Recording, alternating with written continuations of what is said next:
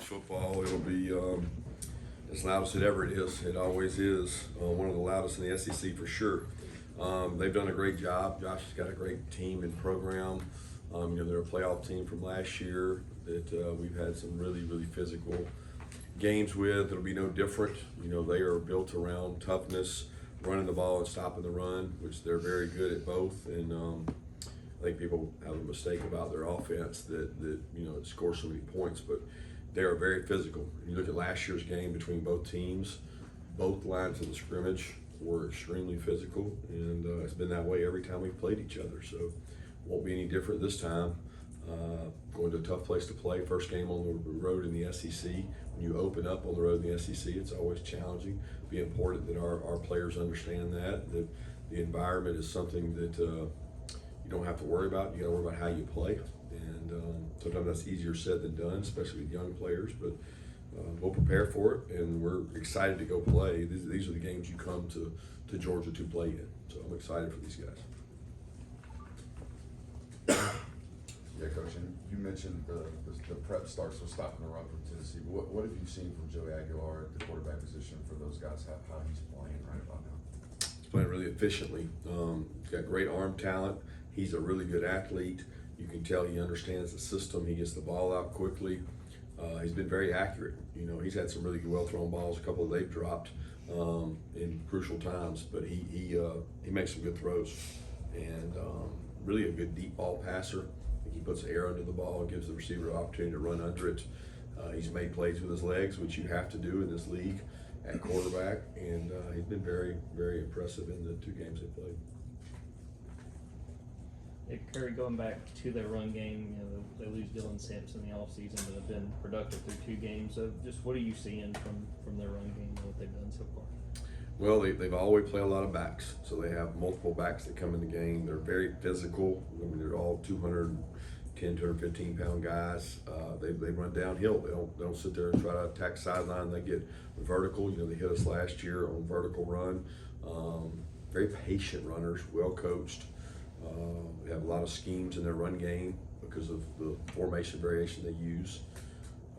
But they're committed to it. Like it's physical within the trenches, and their offensive line plays extremely physical. They are very intentional with their bumps and their doubles.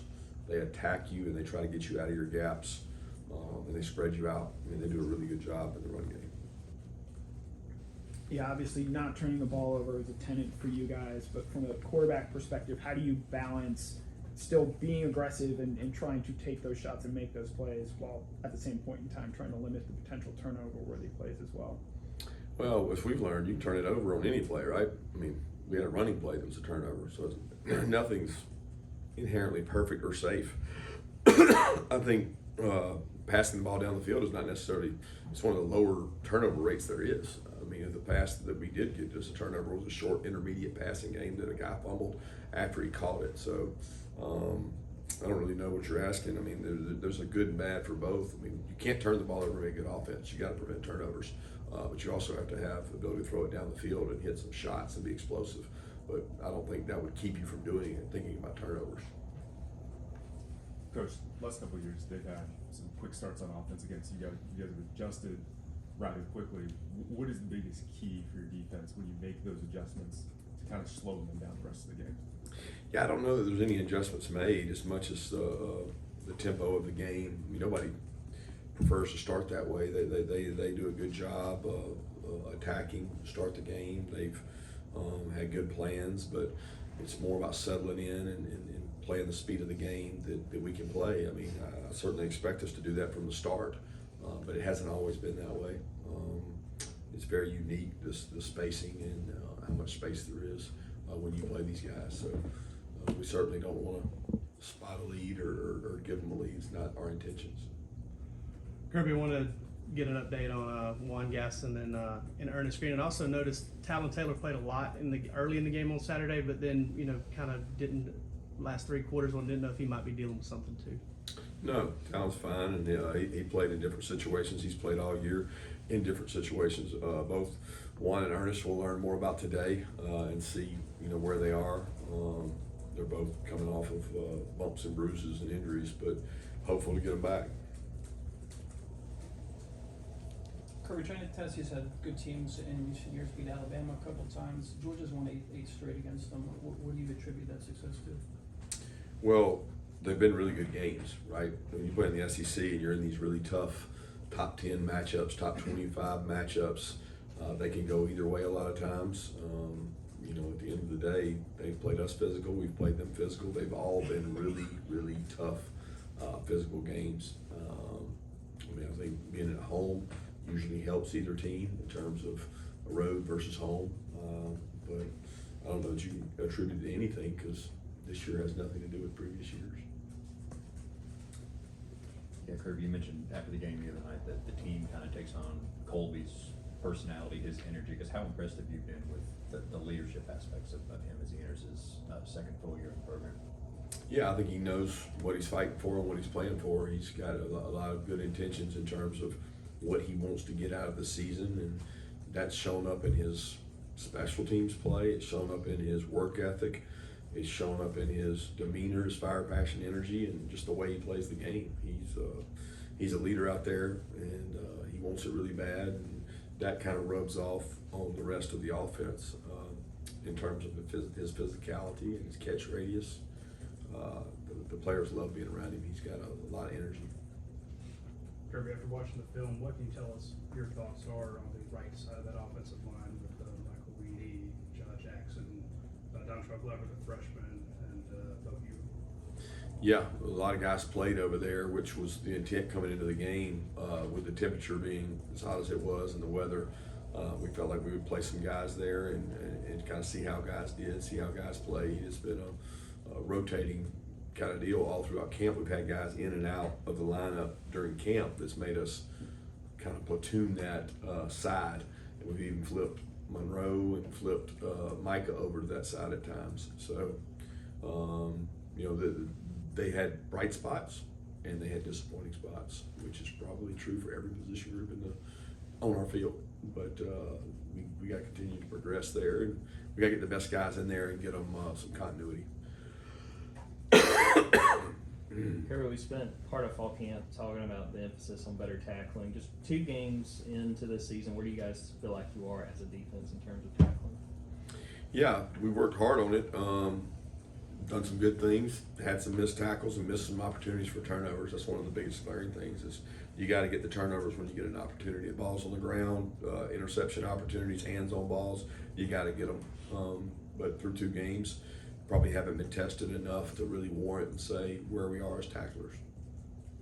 Hi Coach, you've mentioned the physicality a few times now. What are some of the ways that you can prepare guys who have never faced SEC opponents for that physicality?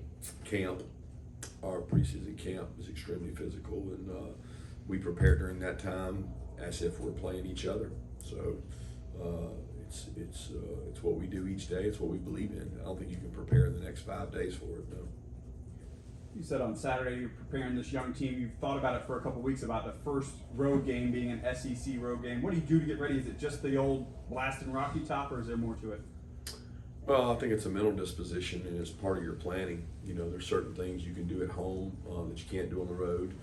You have to be smart as a game planner, what kind of situations you put your team in, and where the field position is, what's the down and distance, and your approach to your game planning is, you know, defensively and offensively, you have to think about that. And me being in this league for a long time, it plays a factor on the ability to execute when you're in an environment that maybe someone's never been in, and you have to be smart about what you're asking them to execute, because at the end of the day, that's what it is. Who can execute, who can block and tackle, and who can be physical. Yeah, do you have any further update on Ethan Barbour after his injury on Saturday? Yeah, he's got a pretty significant ankle injury. You know, he'll be dealing with similar to Rosemy and Rod Robinson both had, and he'll have surgery to repair it, so he'll be out for a little bit.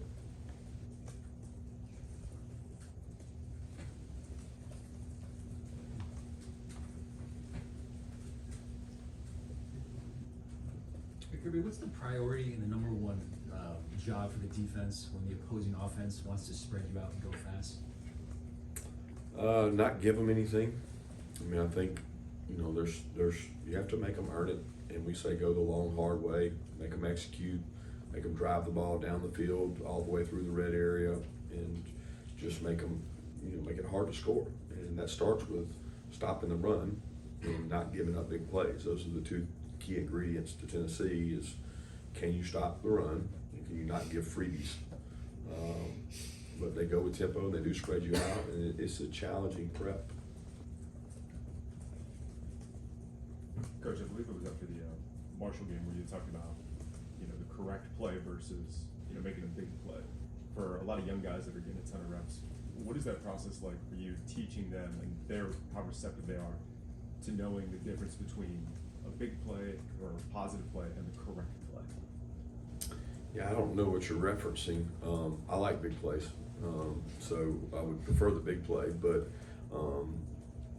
correct play sometimes doesn't always lead to a big play. But we talk about result versus process, and we don't want to get caught up in the result. Yes, we want a big play, but I want to go through the process of doing the right things. And sometimes you do the right process, you don't get the right result. Sometimes you do, and you don't do the process right. And we're very intentional on making sure they understand doing the right process leads to big plays. It leads to more success than just checking results. And that's, I think, what you're talking about. Coach, I remember 2 years ago, this time we were asking about Carson making his first career road start in the SEC. So on Saturday, obviously it's going to be Gunner. I mean, having been around as long as you have, how do you see him handling? You mentioned the environment earlier. How do you think he's going to handle all that? I think it's going to be great. I mean, it's something that we practice for all year round. I don't believe in waiting until the week of the game. We do it in spring. We do it all preseason camp. We put a lot of pressure on the players in practice to communicate. A lot of times it's to keep both sides of the ball from hearing each other talk. So we want there to be, I don't want to hear the coaches talk. So you got to crank it up, and it almost becomes the norm to do that. But there's also a defense over there that you're trying to simulate, and that's hard to simulate because they are very good defensively. They create a lot of issues, very intelligent with their defensive staff in terms of protections, looks. They know what you're thinking, and they try to counter that. So that's the hurdle for us offensively that we all have to get over, is making sure we understand what they're trying to do and understand what we're trying to do and do it better than they do. After watching film, what did you see as it relates to Gunner and being able to make plays in the downfield passing game? I don't really know what you mean, Mark. Just having more success. Well, success comes through throwing and catching it and getting opportunities to do that. We didn't protect long enough in some of our opportunities to get a chance to do that. So first thing is, what can we do, right? We're running the ball successfully. We ran the ball successfully and ran it, down their throats for the most part. When we do take shots, we want to keep a clean pocket, and he was able to do a lot of good things for us in terms of when the pocket's not clean, of not being second and 20 or second and 15, and instead we're second and 8, avoiding some really long situations or giving up sacks. But certainly we want to be able to improve downfield passing game. I think that comes a little bit off of what we talked about before. How is the defense playing you? And different defenses play different ways. Kirby, I know how fluid this is when you're calling plays and defenses are shifting. I guess this last game, I don't think a tight end was targeted, and I can't imagine you went into the game plan saying, well, we're just not going to throw the tight ends. But I guess my question is about tight end usage, one, and about what you see from the Tennessee defense, if they've just shown any basic tendencies or any features. That's a two-part question that I don't really understand how they relate. They don't. The first, I don't think that would be true to say that we didn't target tight ends. There's multiple plays that the tight end was number one option, but he was either not there or he was missed, or there might have been a misread. But we had a tight end wide open where somebody fell down in coverage. He was targeted, but we ended up going to the check down. There's a couple other ones that we probably could have hit the tight end on, but we could have hit anybody because it's called zone defense. So you go with the read, but there's no rhyme or reason where we can't call a play where we say this ball is going to the tight end. There is no such thing. There's plays where he's 1, 2, or 3 in the read, but a lot of people think that's just an easier throw. It's really about who gets your touches, and we base who gets the touches usually on who breaks tackles, and that's a big part of being explosive. Is who's going to get the most run after catch, where are the space and areas of the field that are soft to get easy throws. I think everybody's looking for that, and most offenses do. If you give free access, you take the access. What stood out to you about this Tennessee defensive line that you guys are getting ready to go up against? Play really hard, really physical. They're penetrating upfield, low pads, come off the ball, contact tough. I mean, they play really hard. They've disrupted the pocket in each game and really affected the interior pass rush lanes have gotten pushed back. Kirby, I'm paraphrasing here, but I think you said after the game that you want to see Gunner perform like he's been doing in practice in the game.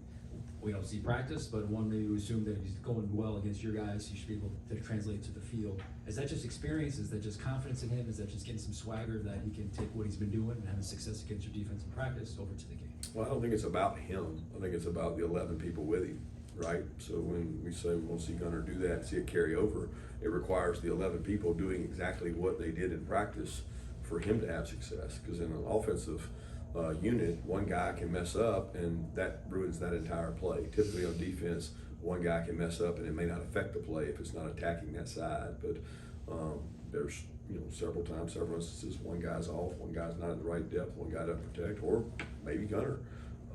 But you can't have cumulative effect of those things and be effective. And we didn't. We really were very effective outside of really one drive.